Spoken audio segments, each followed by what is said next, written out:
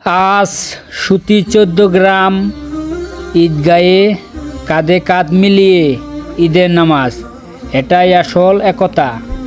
মাঠ ভরে গেছে মুসল্লিতে। সুতি 14 গ্রাম ঈদগাহে ঈদের জামাতের সুন্দর এক দৃশ্য। এক কাতারে দাঁড়িয়ে সব ভেদাভেদ বলে, এটাই ঈদের আসল সৌন্দর্য। ধনী গরিব এক সারিতে আজকের নামাজের সবাই সমান। ঈদ মোবারক।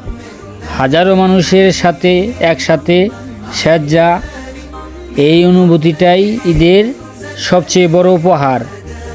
এক মাঠে হাজারো মানুষ, একটাই দোয়া, শান্তি আর সুখ।